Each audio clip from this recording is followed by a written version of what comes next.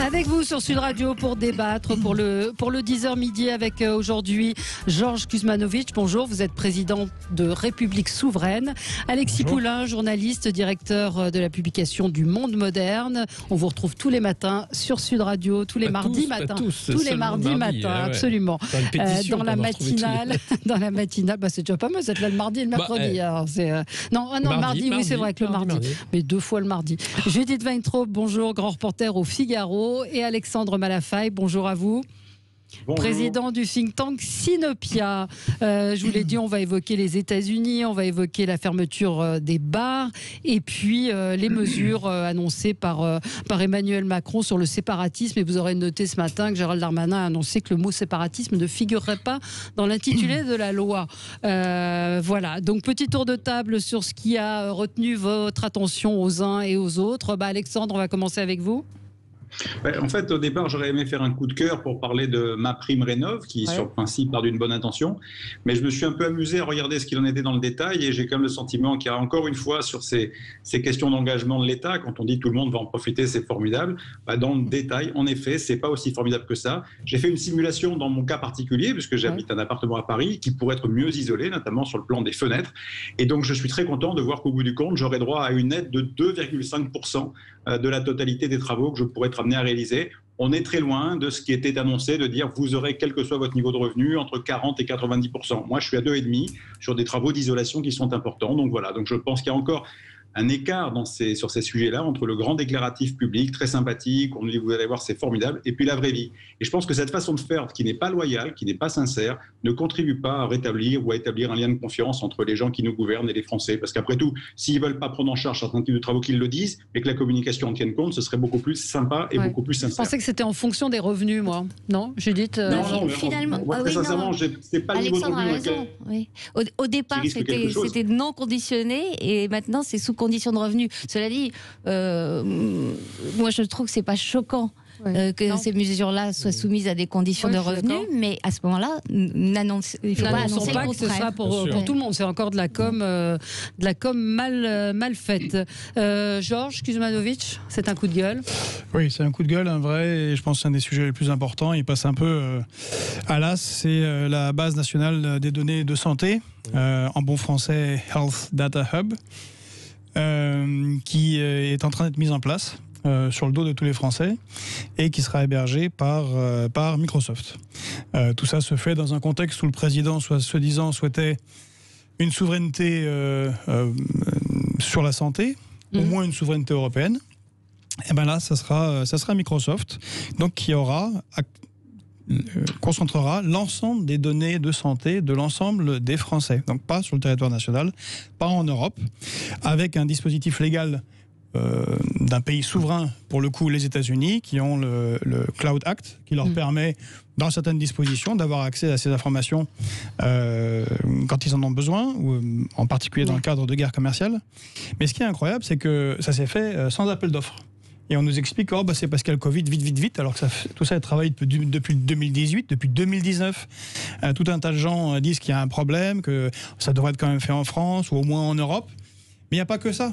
Je vous rappelle ce qui s'est passé avec Madame Najat Vallaud-Belkacem, l'éducation nationale, qui signe un contrat avec Microsoft sans appel d'offres en 2016. Et encore plus délirant, lorsque notre président ancien de la République, Monsieur François Hollande, se fait écouter par la NSA. Qu'est-ce qu'il fait la semaine suivante contre l'avis des militaires qui souhaitaient un système Linux? Il fait adopter au ministère de la Défense un système Windows, qui bien évidemment, en termes de sécurité, est tout à fait catastrophique.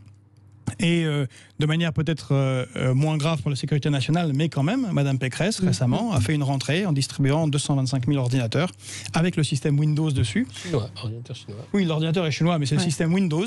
Et donc, on a des jeunes qui vont être captifs. L'ordinateur n'est pas terrible, d'ailleurs. Oui, pareil, mais par contre, les logiciels sont captifs. Alors qu'au moins, encore avant, la région distribuait des systèmes OS Linux aux jeunes. C'était en 2007. Donc la conséquence, c'est quoi ?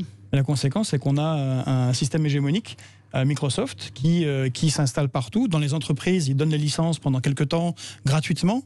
Ça habitue les jeunes à utiliser un seul système d'exploitation.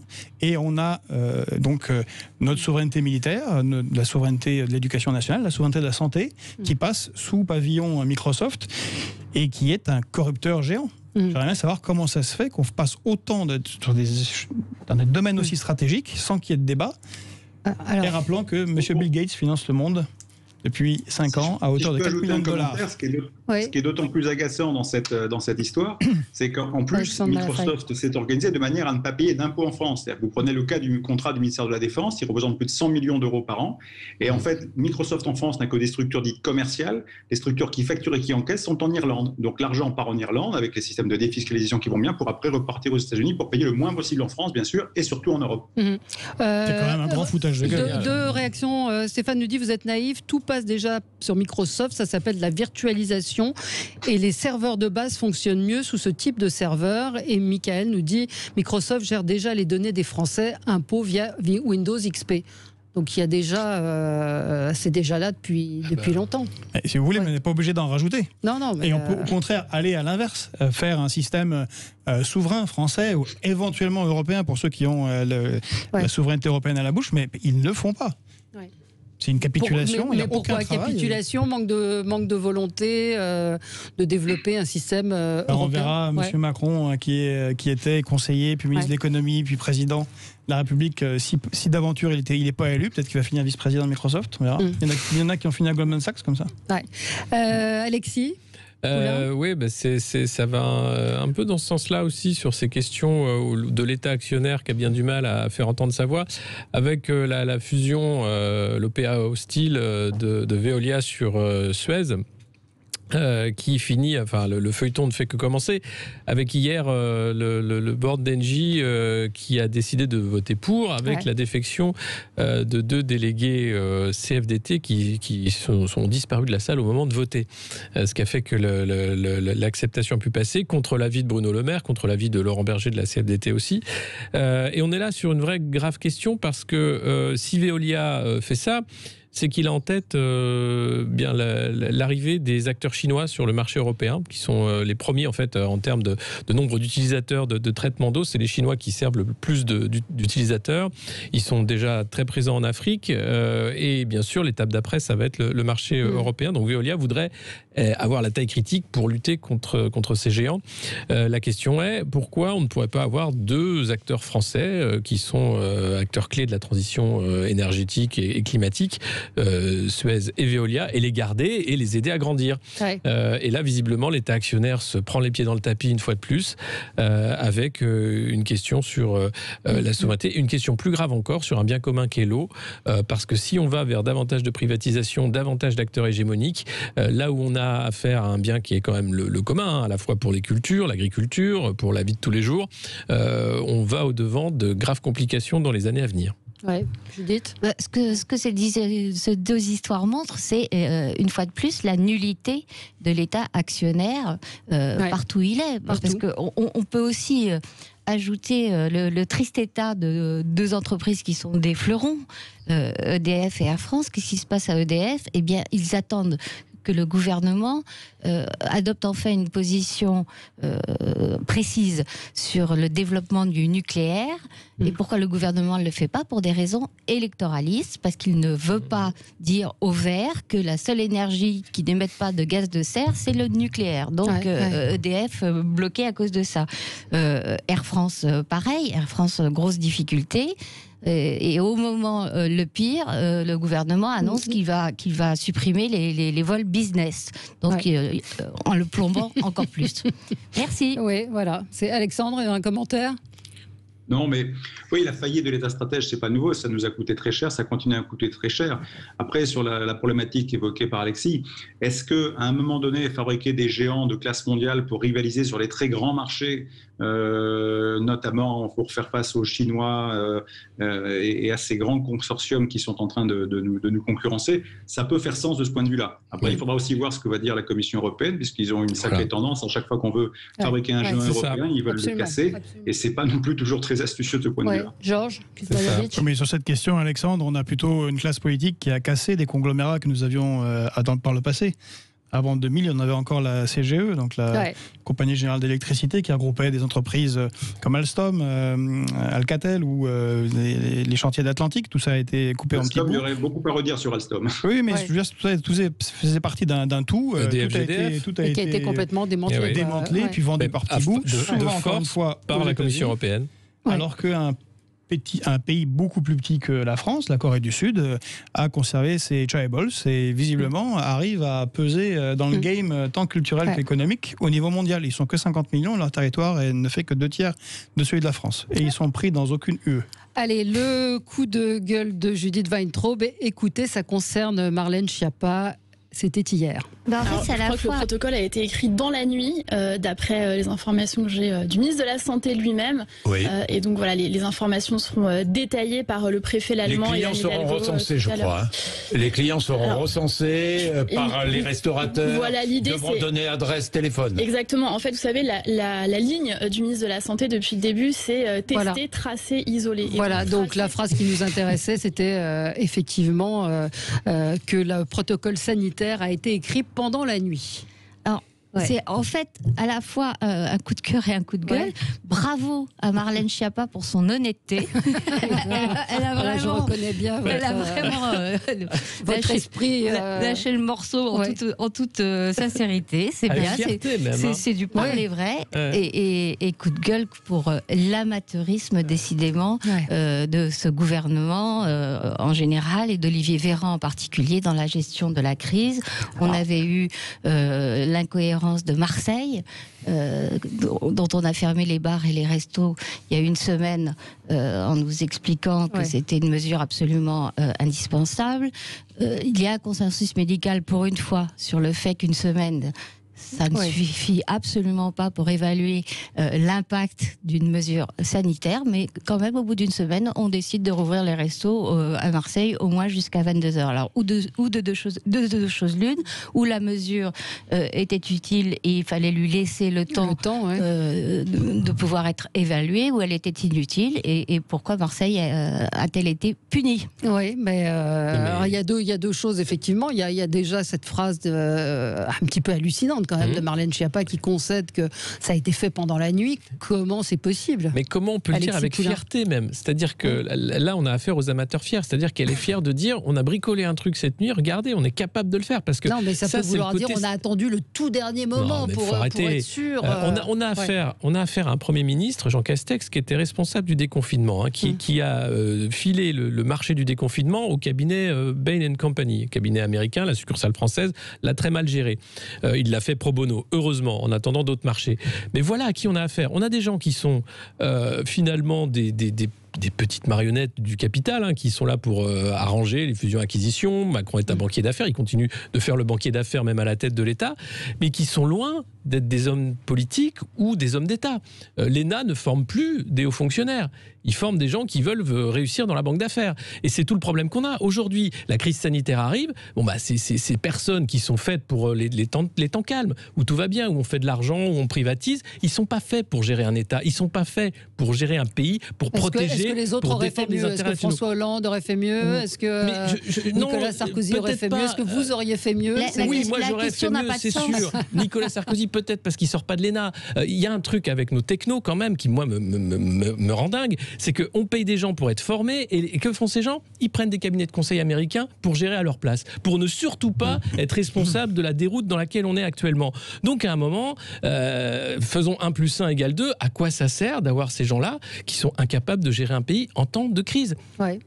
La manière dont Marlène Schiappa a annoncé tout cela m'a rappelé, a dû lui rappeler sa jeunesse au Parti Socialiste, où dans la nuit ils se mettaient d'accord sur la nuit des résolutions. La nuit des résolutions. La fameuse. Qu'est-ce qu'elle a pu vouloir dire? Parce que nous on le comprend comme ça, mais qu'est-ce qu'elle a pu vouloir dire? Comment on peut être fier? On a 18%, c'est super.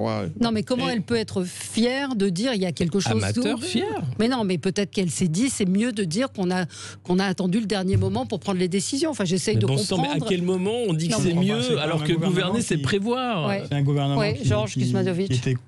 qui, au début de la crise, disait qu'il fallait rien contrôler aux aéroports, rien arrêter. Il fallait pas mettre de masque au début. Il ne fallait pas mettre de masque. Après, les masques étaient dangereux. Puis, bref, vous connaissez tout le délire de changements qui font que bien, la partie des Français se disent c'est quoi ces gens ils se moquent de nous, ou alors ils sont nuls. Moi, je crois qu'ils sont largement nuls.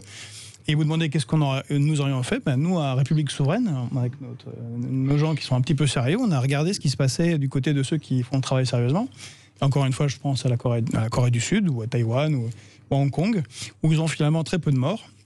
Et ils ont un système de... Alors peut-être qu'on ne pouvait pas le mettre en place immédiatement parce qu'on a un État non stratège, pas organisé et sans production nationale, tout un tas de besoins qui auraient été nécessaires pour organiser une riposte sérieuse. Mais en 3, 4, 5, 6 mois, ils auraient pu le faire. Ils ne l'ont pas fait. Il y avait un modèle qui visiblement fonctionne très bien. Donc voilà, quand on veut gouverner, on peut. Ces gens-là, je crois, ne veulent pas. Ce sont des gens qui détruisent l'État et l'affaiblissent et pensent aux intérêts de la France. Alexandre Malafaye. Je crois que malheureusement, les gens qui sont aux affaires aujourd'hui sont contraints de piloter à vue, à la fois par les propres règles qu'ils ont édictées, qu'ils les rattrapent en permanence, et aussi par l'équilibre qu'il leur faut trouver. Quand vous commencez à voir la fronde de toute la profession de la restauration qui descend dans la rue, les acteurs de la restauration qui interviennent, quelque part tout ça attise cette espèce de vent de révolte qui est quand même là dans le pays, parce qu'à un moment donné, un certain nombre de gens qui en ont ras-le-bol, à la fois qu'on les mène dans un sens, qu'on les mène dans l'autre, et en même temps à qui on bride un peu le mode de vie au quotidien. Donc il y a une espèce de gestion si je puis dire, de la tension sociale, et je crois que ça les conduit à piloter à vue. Et après, sur la différence entre Marseille et Paris, c'est logique. À partir du moment où on décide qu'à Paris, les restaurants, parce qu'on est dans le même niveau de zone de sécurité ou d'insécurité par rapport au Covid qu'à Marseille, si on décide qu'à Paris, les restaurants sont ouverts, de fait, il faut les réouvrir à Marseille. C'est logique. Là, il ne peut pas y avoir deux poids, deux mesures. Oui, mais ça, c'est pas une décision politique, c'est pas une décision sanitaire. C'est exactement ça, c'est une décision politique. Ah, mais c'est que politique, et en même temps, ils se prennent les pieds dans le propre tapis qu'ils ont mis devant eux. Il n'y a plus rien de sanitaire là-dedans. Oui, mais par exemple, Alexandre, ils sont obligés. Qu'est-ce qui les empêchait? Ça fait quand même 9 mois que cette crise s'est déclenchée. Oui. Qu'est-ce qui les oblige à ne pas faire d'études sérieuses sur les lieux de contamination?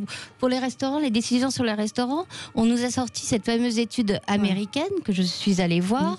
Je crois que c'est Le Monde qui a fait un papier très critique et très précis sur cette étude. Les auteurs eux-mêmes concluent qu'on ne peut pas conclure. En gros, l'enseignement, c'est que quand on a davantage de vie sociale, effectivement, on a davantage de risques d'être contaminé. Merci. Merci beaucoup. Bravo. Pareil pour les salles de sport. Non, mais vous avez la scène le jour où ils annoncent l'alerte maximale, où les transports en commun sont blindés. C'est pas possible d'avoir ça. Et derrière, les médecins vous expliquent que parce qu'il y a le masque, la contamination est moindre que dans un restaurant. Et 40% des clusters, je vous donne les arguments. 40% des foyers de contamination en région parisienne, c'est les écoles et les facultés. Voilà. Et on ferme les bars. Okay. Et ben voilà. Allez, on va marquer une petite pause et on se retrouve dans un instant avec vous pour continuer à débattre de l'actualité. Est-ce que les mesures proposées par le gouvernement en matière de séparatisme vous convainquent? On y revient dans un instant. Avec vous sur Sud Radio, on est ensemble et on a une guêpe dans le studio pour tout vous dire. Et oui, on vit dangereusement. Pas de geste brusque, effectivement.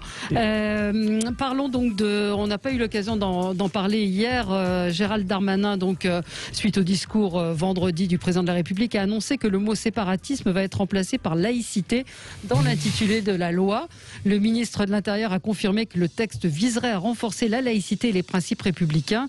Et donc il explique que ça doit changer de nom pour s'appeler projet de loi renforçant la laïcité, parce que l'idée c'est bien de lutter contre le séparatisme principal qu'est l'islam radical, mais ce n'est pas le seul projet du texte qui s'adresse à tous les cultes, contre tous les mouvements sectaires et qui impose la neutralité politique et religieuse. Parmi les différentes mesures, alors il n'y a pas toutes les mesures, mais l'école obligatoire dès 3 ans, l'encadrement renforcé pour les écoles hors contrat, l'enseignement de l'arabe et des langues maternelles dans l'école publique, l'expulsion des étrangers polygames, l'obligation de la neutralité religieuse pour les entreprises délégataires du service public, une charte de la laïcité, une charte pour les imams, un contrôle renforcé pour le financement étranger des mosquées.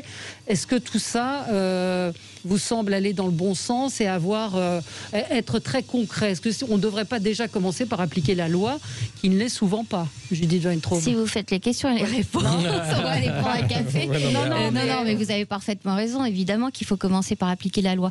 Je voudrais quand même dire que dans le discours d'Emmanuel Macron, il y a une partie que j'ai trouvée excellente et courageuse, c'est la partie diagnostic. C'est vrai qu'on n'a pas entendu un président de la République, je parle de président de la République, décrire avec ce niveau de précision et sans faux semblant la réalité de l'islamisme dans ce pays. Donc ça, ça marque un pas. C'est d'ailleurs pour ça que des gens comme Thierry de Montbrial, par exemple, qui est... Thibaut de Montbrial, Thibaut de Montbrial, qui est notamment l'avocat de Zineb El Razoui, qui défend des gens qui sont victimes des islamistes, ont plutôt apprécié l'intervention. Dominique Régnier aussi. Oui. En revanche, sur la partie solution, et vous l'avez dit, appliquons la loi. Déjà, appliquons la loi. Alors, ce changement de nom qu'est-ce que ça veut dire? Montre bien la difficulté. Déjà, séparatisme, c'était au pluriel, c'était une façon de noyer le poisson. Alors là, il est question de laïcité et de principes républicains. C'est encore plus vague et on ne sait pas quelles sont les mesures nouvelles, en quoi on va donner plus de pouvoir à l'État pour faire respecter ces fameux principes républicains. On connaît déjà des tas d'associations, des écoles, je pense notamment au lycée Averroès à Lille, qui ont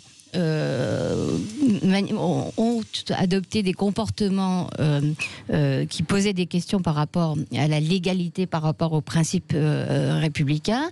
Là, Xavier Bertrand, président des Hauts-de-France, vient de supprimer les subventions à Averroès, mais enfin, ce lycée est considéré comme un modèle. Avec, c'est vrai, ils ont une réussite scolaire formidable. Qu'est-ce qu'ils font à côté? On a les moyens de le faire. Et dernière chose, sur priver tous les parents du droit de donner une instruction à la maison à leurs enfants jusqu'à 3 ans, sauf s'ils sont malades. C'est vraiment prendre un marteau pour écraser une guêpe. Oui, c'est une atteinte à nos libertés quand même. C'est que ça. En fait, c'est à la fois, encore des mesures à la Shadok, ils excellent. Et un plan marketing, c'est-à-dire que là, on a donc ce banquier d'affaires qui est devenu président en 2017, qui fait tout pour faire croire qu'il est républicain, qu'il est effectivement président de la République. Donc il en rajoute des caisses. La laïcité, c'est parfait parce que c'est vraiment le truc qui fait qu'on peut lancer un thème de campagne sur le long terme. Et puis il n'y aura pas de résultat puisque en fait c'est une loi qui ne va pas exister. On l'a attendu longtemps. Non, mais c'est des effets d'annonce. C'est-à-dire oui, le discours est parfait. Macron est très bon en discours généralement sur l'Europe, sur la laïcité, ce qu'il veut. Les discours, il en fait. Il faut regarder les actes. Il n'y a jamais rien derrière. Donc ce discours, très bien. Derrière, vous avez Marlène Schiappa qui vous explique qu'on va faire ça, et on se rend compte que toutes les lois existent déjà. La loi sur la laïcité, elle existe déjà. Et puis après, c'est pas des lois qu'il faut, c'est de la volonté politique. C'est qu'à un moment, quand vous avez des écoles hors contrat qui font n'importe quoi, eh bien, on les ferme. Quand vous avez des OQTF, des obligations de quitter le territoire, qui ne sont jamais respectées, jamais mises en œuvre, c'est au ministre de l'Intérieur de le faire respecter. C'est pas en faisant une loi. Donc il est gentil, Gérald Darmanin, à dire qu'il va faire des lois, mais qu'il fasse d'abord son boulot. C'est tout ce qu'on leur demande à ces gens-là, qui fassent leur boulot. Or, ils font semblant, ils font de la com, parce qu'on est en campagne permanente, et derrière, il n'y aura rien qui va changer, je vous le dis. C'est juste simplement, ça occupe, ça permet de lancer un thème de campagne pour 2022. Oui. Alexandre Malafaye? Non, évidemment, il n'échappe à personne que le président de la République est obligé d'aller sur ce terrain-là. Il a retardé l'échéance. Évidemment, il y a une échéance présidentielle en 2022. Il a sans doute envie de se présenter. Évidemment, il y a quelqu'un qui a beaucoup occupé le terrain sur cette question de Marine Le Pen et il faut qu'il y aille. Il n'a plus le choix. En même temps, il y a des réalités qui rattrapent tout le monde et on se rend compte qu'on ne peut pas laisser les sujets en friche trop longtemps, sinon ça devient dangereux. Moi, je voudrais quand même souligner le fait que, avant de faire ce grand discours, Emmanuel Macron a pour le coup beaucoup consulté, et notamment du côté des organisations musulmanes.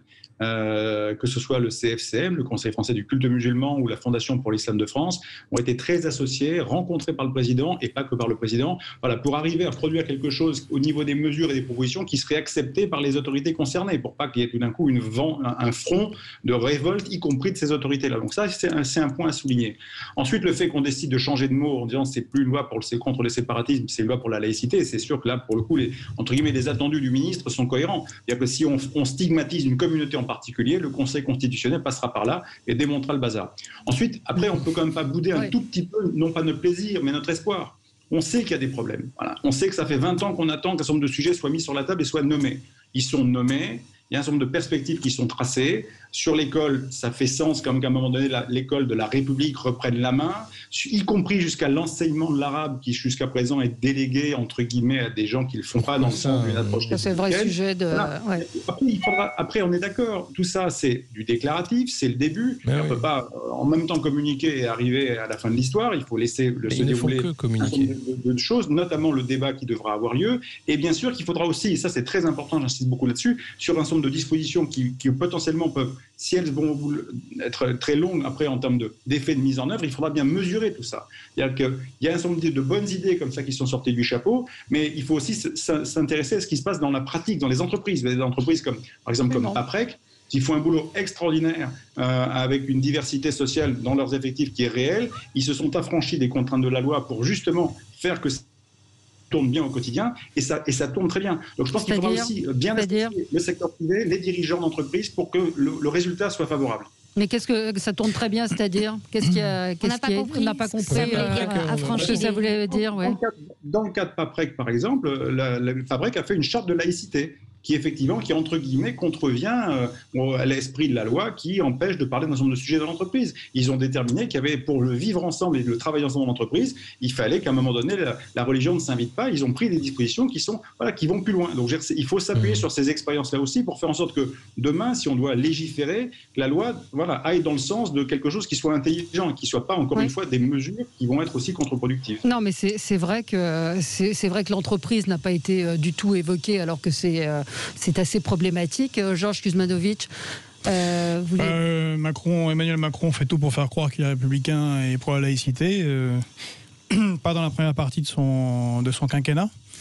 C'est quand même quelqu'un qui est totalement, et qui l'a dit et manifesté, fasciné par le communautarisme états-unien. Alors effectivement, en tant que personne fascinée par les États-Unis et banquier d'affaires, il s'est rendu compte une fois installé. Une fois installé à l'Élysée, il s'est rendu compte que si son but était d'être banquier d'affaires, il serait resté banquier d'affaires. Déjà. Mais non, c'est pas son but. Il voulait être prof de théâtre. Encore une fois, vous avez des gens qui passent d'une institution financière à la gestion des affaires nationales et européennes, actuellement dans tous les pays occidentaux, et c'est un vrai souci de corruption. Moi, je le pense. Voilà. Vous êtes en train de l'accuser de corruption ?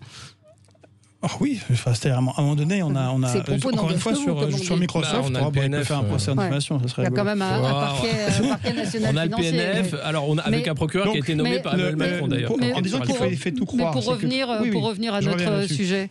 Au début, en tant que président, il a trouvé malin d'aller parler aux protestants de France, aux évêques de France, leur disant qu'il fallait renouer le lien rompu, mais justement, il était rompu, donc on a mis du temps à le rompre, à faire le ramadan, des choses tout à fait assez étonnantes pour un président de la République.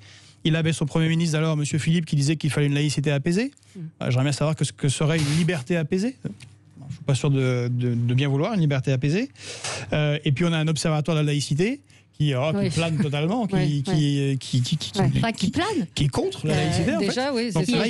Qui épouse les thèses des profondeurs de l'islamophobie. Vous suivez un petit peu. Il pourrait agir. Oui, mais sur l'observatoire de la laïcité, il y a à boire et à manger, mais il y a des chiffres qui sont là. Et une question qui n'est jamais abordée, celle du prosélytisme. Et on parle assez peu des églises évangélistes qui sont elles aussi. Non mais ça fait partie du truc. Combien de morts ? Alors c'est sûr qu'il n'y a pas un livre sacré qui prône le djihad, etc. chez les évangélistes. Mais il y a eu le débat sur les religions, moi j'en ai un peu ma claque en fait. J'en ai marre que ça prenne. C'est quand même le fond du débat. C'est pour ça. Je pense qu'à un moment il faut les renvoyer dans les 42 mètres et dire écoutez, les religieux c'est bien, vous prenez vos soutanes, vos chapelets, vos machins, vous allez là-bas vous amuser entre vous, vous faites vos lois, vous faites de l'œcuménisme. Vous venez tirer sur des des gens et vous essayez d'entrer. On parle d'islam politique. Encore une fois, je ne parle pas de l'islam.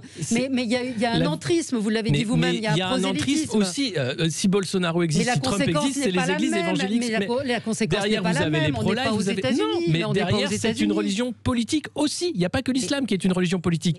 Toutes les religions aujourd'hui ont une visée politique. Et c'est ça, moi, qui m'inquiète. C'est qu'on les Vous êtes inquiet par l'évangélisme, les églises évangélistes en France? Derrière, c'est moins de liberté aussi. Non, mais franchement, c'est moins de liberté. Alors, c'est peut-être pas des attentats. C'est peut-être pas des attentats à la Kalachnikov, etc. Mais c'est moins de liberté, in fine. C'est encore plus de division. Mais qu'est-ce qu'ils réclament aujourd'hui en France, les évangélistes? C'est des gens qui sont pro-life, qui vont lutter contre l'avortement. C'est des gens qui vont aussi avoir une vision de la place de la femme dans la société avec laquelle je suis pas d'accord. Les gens qui s'enchaînent, par exemple, ou qui s'enchaînaient, parce que maintenant ça a un peu disparu, aux cliniques qui pratiquaient l'avortement, ils finissaient en tôle. Et c'était l'endroit où il devait finir. Il se trouve que l'islamisme, non. Georges Kuzmanovic. Camarade Alexis m'a coupé. Il y a un élément qui n'a pas été abordé par le président et qui est problématique sur ce cas de l'islamisme, c'est les relations diplomatiques avec l'Arabie Saoudite, le Qatar et la Turquie. Surtout du point de vue des financements. Comment refuser les financements si on a des relations diplomatiques avec eux? Sous quel prétexte? On peut avoir des relations diplomatiques, mais leur dire, les amis, vous ne nous envoyez pas des dingos qui sont contre nos lois, ou sinon on saisit vos avoirs. Enfin bref, il y a des moyens d'action. Bien sûr, c'est de la volonté politique. Donc ça, c'est pas fait. Donc ça fait partie de la volonté politique. Vous en avez parlé, les OQTF, tout ce qui peut déjà être fait avec la loi qui existe. Et malheureusement, tout ça crée un problème. Alexandre a très bien dit, c'est-à-dire que on a aussi une gauche qui abandonne la laïcité parce que certains, par faiblesse, considèrent que la laïcité est instrumentalisée contre une religion particulière. Et c'est là que je vais rejoindre Alexis. C'est-à-dire qu'effectivement, en France, pour le moment, les évangélistes ne font... Mais vous allez voir, dans 2 ans, je vous mets la main à main à couper, qu'on aura un problème avec les évangélistes. Alors effectivement, ils n'ont pas fait d'attentat, en tout cas pas chez nous. Mais j'aimerais pas être au Brésil, où ils ont fait élire Bolsonaro, et où ils sont... Il y a une tradition, comme aux États-unis, d'églises évangélistes. Vous allez partout. Oui, mais ça a explosé. Il y a des églises partout. C'est quelque chose qu'on a suivi, ça a explosé, y compris la violence contre tout un tas de militants, l'utilisation d'armes. Et ces gens-là ont un peu la même méthode que les salafistes, c'est d'aller dans les quartiers où ça va pas. Mais que la loi s'applique à tout le monde, on est d'accord. Mais aujourd'hui, on a un problème avec un islam politique qui fait de l'entrisme et qui fait du prosélytisme, et c'est contre ça qu'il faut lutter. C'est pas pour atténuer. C'est juste, il faut faire le boulot. Oui, il faut faire le boulot. Quand on est président de la République, on a une loi, celle de 1905. Marine Le Pen, ce matin, elle dit le président de la République veut contrôler le financement de l'islam. Elle dit pourquoi pas l'interdire, tout simplement. Pourquoi pas interdire cet argent qui vient du Qatar, de l'Arabie Saoudite, effectivement. Ça veut dire quoi? Sur quels critères, sur quelle base? On est dans une démocratie libérale où les échanges sont ouverts, les modifications de flux, de personnes, de capitaux, tout ça est libre. C'est la liberté. Et donc, si vous interdisez les capitaux sous réserve que ils financent, il va falloir faire des lois. Et donc là, on rentre dans autre chose. On va plus être en démocratie libérale. Mais c'est un vrai débat. C'est un vrai débat. Si vous allez en Chine, voyez ce qu'ils font aux Ouïghours. Moi, j'aimerais bien qu'on revienne sur le... mais en dehors des Ouïghours, c'est le protectionnisme. Est-ce qu'on accepte des lois protectionnistes pour empêcher de faire ce qu'on veut sur le territoire? Mais le problème du financement, j'ai écouté aussi Marine Le Pen qui disait finalement il faut couper court au financement étranger et il faut uniquement compter sur les fidèles pour financer, comme en France, la religion, en l'occurrence la religion musulmane. Très bien, mais il y a un problème de fond énorme. Enfin, quand je dis de fond, c'est un problème d'argent. Il y a qu'aujourd'hui, quand vous regardez la réalité des moyens dont on a besoin pour faire en sorte que l'islam en France puisse se pratiquer dans des conditions satisfaisantes, c'est un vrai sujet parce que vous avez un état général des mosquées qui est épouvantable. Il suffit de se promener un peu sur le terrain pour voir dans quelles conditions la plupart des prières se font. Il suffit d'aller à Marseille pour comprendre l'ampleur du problème. Voilà, donc il faut beaucoup d'argent. L'État à Marseille, il faut voir l'état des écoles aussi. Je ne suis pas du tout. Avant de voir l'état des mosquées, voyons l'état des écoles. On va marquer une petite pause et Judith voulait réagir et Alexandre, vous pourrez continuer. 0826 300 300 si vous voulez réagir. À tout de suite. Avec vous sur Sud Radio jusqu'à midi, vous retrouverez ensuite André Berkoff. Judith, vous vouliez répondre à Alexandre Malafaille. Sur 2 points. Sur l'insuffisance de mosquées ou l'état déplorable des mosquées et puis sur l'enseignement de la langue arabe. Alors, sur les mosquées, à Marseille, il y a beaucoup de choses qui sont dégradées. Des mosquées, mais pas seulement. Aussi des services publics, par exemple, et des écoles, par exemple. À chaque fois qu'il y a eu des prières de rue de façon récurrente, on s'est aperçu que c'était pas du tout un manque de local, que c'était des imams qui prenaient d'investir l'espace public comme une manifestation politique. À chaque fois, il y avait de la politique derrière, du prosélytisme derrière. C'était des mouvements complètement orientés. C'était pas du tout un problème de local. De la même façon, pour l'enseignement, il y a des enseignements de langue arabe disponibles. Ils ne feront pas le plein. Donc les parents qui mettent leurs enfants dans des écoles coraniques ou dans des associations cultuelles entre guillemets pour apprendre l'arabe, c'est pas pour apprendre l'arabe, c'est pour les mettre dans le bain de ces écoles en question. Et là, j'avais parlé d'un bon diagnostic de Macron tout à l'heure sur ces deux points et singulièrement sur le point d'embaucher des enseignants pour développer l'enseignement de la langue arabe. C'est une erreur de diagnostic faite d'ailleurs à l'instigation d'Hakim El Karoui, qui avait préconisé dans son rapport d'embaucher massivement des professeurs d'arabe et que Jean-Michel Blanquer, qui est pourtant un laïc pur et dur, a malheureusement suivi. Oui. Et c'est un problème général, c'est pas que pour l'arabe, il faut le signaler. L'enseignement des langues en France pose problème parce qu'il n'y a pas de financement de l'éducation nationale n'est pas suffisant et donc on se rabat sur les ambassades qui trouvent des enseignants. Alors quand c'est le Portugal, ils se débrouillent, ils trouvent des enseignants qui sont plus ou moins corrects. Mais là, je vous dis qu'il y a des enseignements qui ne font pas le plein. Non, mais en plus, ça devrait encore une fois quelque chose être de l'ordre du contrôle avec des gens qui passent l'agrégation de langue arabe et puis qui passent par le système d'éducation français et qui enseignent de cette manière-là et pas en venant de je ne sais où avec des intentions parfois pas très louables. Si on commençait déjà par apprendre le français, écrire et compter et lire, ce serait déjà pas mal.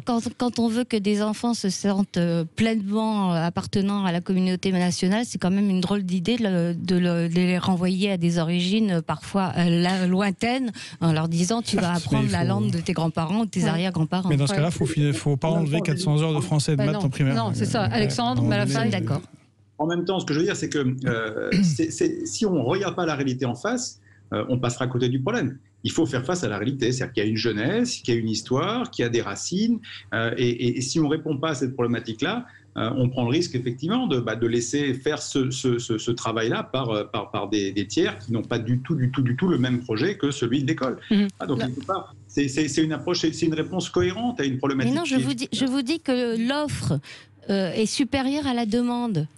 Dans les écoles publiques, dans les lycées, il y a des cours d'arabe, il n'y a pas d'élèves. Il n'y a pas assez d'élèves. Je n'ai pas vérifié. Et deuxièmement, oui, Judith a vérifié. Oui, on a fait des enquêtes sur ce. Ok, mais ça, on verra. Je vérifierai aussi, comme on dit. Mais le sujet n'est pas là. Le sujet, c'est pas tellement de savoir s'il y a l'offre et pas aujourd'hui. C'est tout le sujet. C'est savoir si demain, on rend obligatoire l'école pour tout le monde. Je peux vous dire qu'en effet, on aura besoin de professeurs parce qu'il y a une population qui est importante qui sera concernée par cette question-là.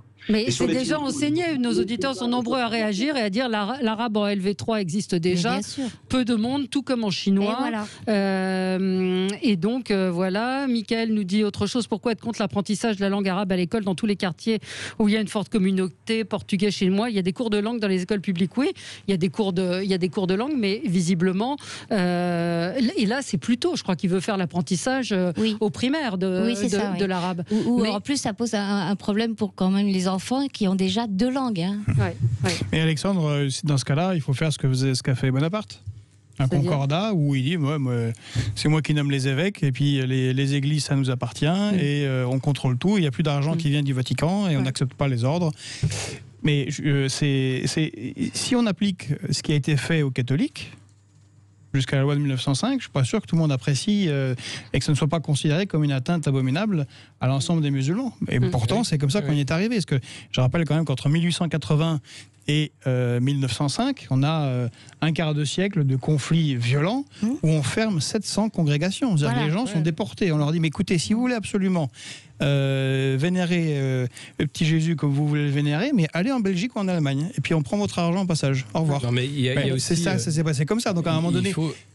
c'est une question de volonté politique, encore une fois. Mais si on veut, parce qu'il y a un contexte international. Que ça se passe comme ça pour. Non, mais je crois pas que ce soit nécessaire. Mais par contre, on fait des exemples sur une cinquantaine d'imams, sur faire une ou deux écoles, et puis voilà. Mais sur ce concept-là, il y a aussi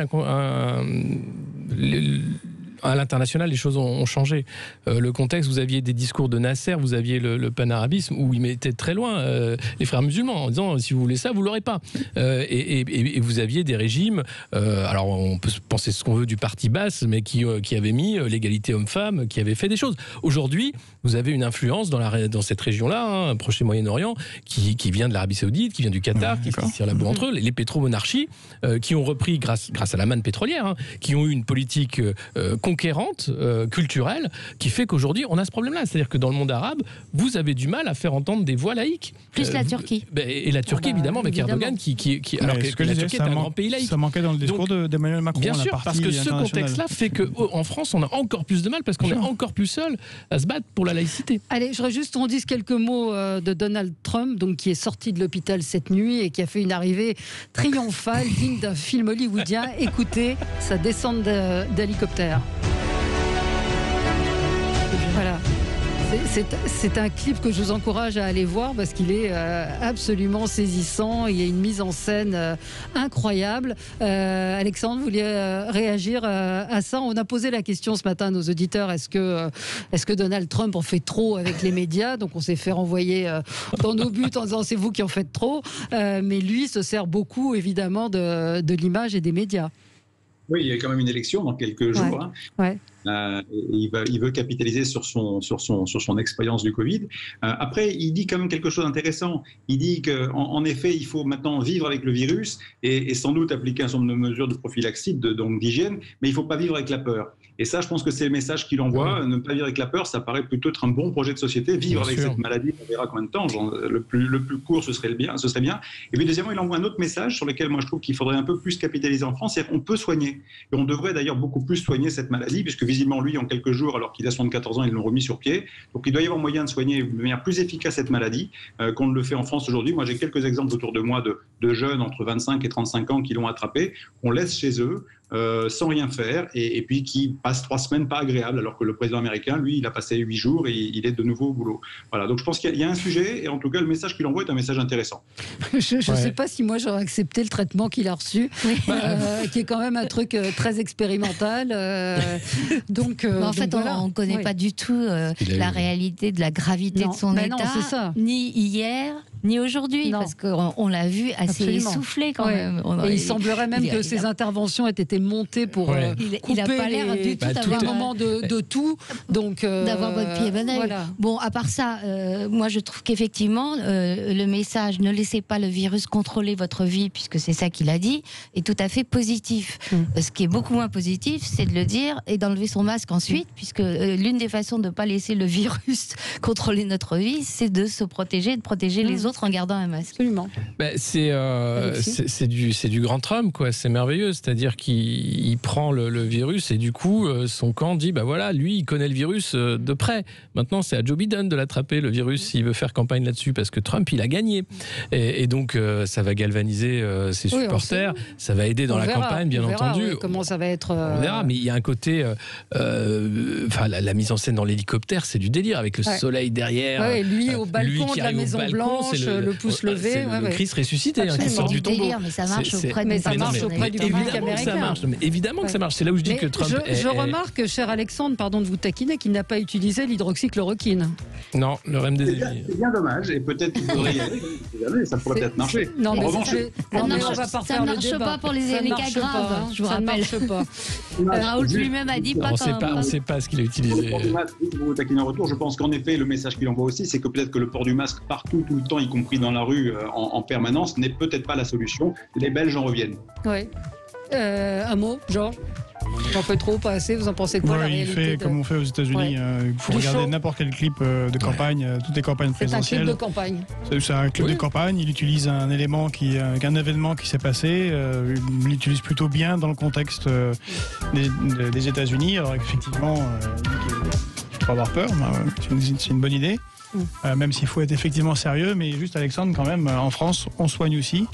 Et ce que ne comprennent un certain nombre de personnes, ce que ne comprennent pas un certain nombre de Français, c'est que si on a moins de morts qu'en mars et avril, c'est aussi parce qu'on a un corps médical qui, comme à la guerre, s'est rendu compte que certaines choses fonctionnent, d'autres pas, et ça dépend des pathologies des uns et des autres. Et il y a beaucoup moins de morts simplement parce qu'on ne fait pas de bêtises. Quand les premiers, les jeunes chirurgiens pas formés arrivés en 1916 à Verdun, les 10 premières amputations, ça se passait moins bien que la 11e. On arrête là-dessus. Vous dites quoi, Alexandre ?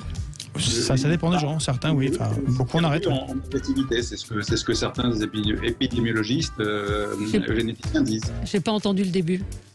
Il est possible que le virus soit moins agressif. C'est aussi une possibilité. C'est pas ce que disait Raoult ce matin. Le professeur Raoult, Alexandre, qui redevenait méchant. Non, je pense que c'est pas qui redevenait méchant. Faut que vous regardiez. Allez, c'est fini. Il a dit ça ce matin. Il a dit une autre forme plus agressive. Donc c'est pas du tout ça. Ça change. Il a pris aussi des stéroïdes. Merci. Le virus. Merci à tous les quatre. Dans un instant, c'est André Berkoff qui sera avec vous. Très bonne journée sur Sud.